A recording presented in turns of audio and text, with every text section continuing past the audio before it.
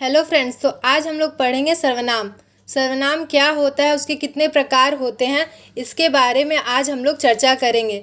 सर्वनाम संज्ञा के स्थान पर प्रयोग किए जाने वाले शब्द को क्या कहते हैं? सर्वनाम कहते हैं।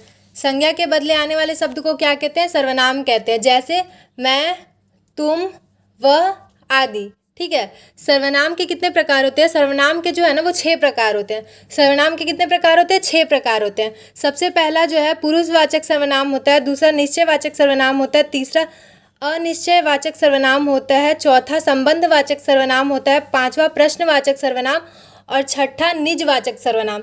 सर्वनाम के कितने प्रकार होते हैं? 6 प्रकार। कौन कौन सा? पुरुषवाचक सर्वनाम, निश्चयवाचक सर्वनाम, अनिश्चयवाचक सर्वनाम, संबंधवाचक सर्वनाम, प्रश्नवाचक सर्वनाम और निजवाचक सर्वनाम।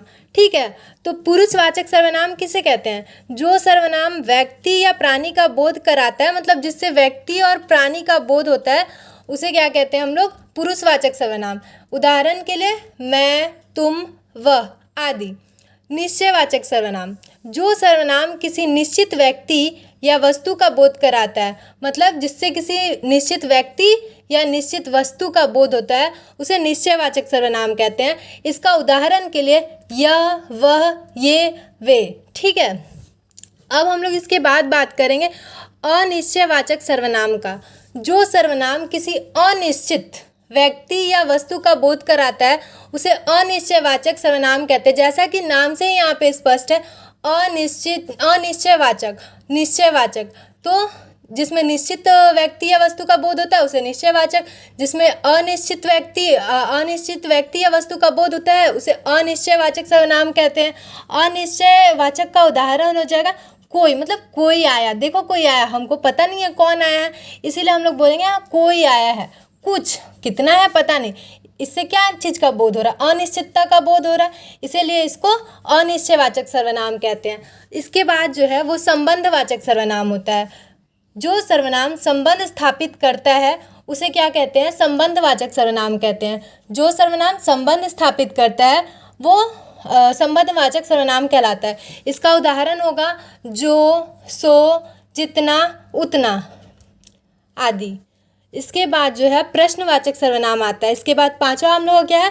प्रश्नवाचक सर्वनाम। जैसा कि इसका नाम से स्पष्ट है, इसमें प्रश्न वाले शब्दों का प्रयोग होगा। प्रश्नवाचक सर्वनाम जो सर्वनाम प्रश्न पूछने के लिए प्रयोग होता है उसे क्या कहते हैं? प्रश्नवाचक सर्वनाम कहते हैं। उदाहरण के लिए कौन, क्या, कौन है, क्या हुआ, ये सब क्या है?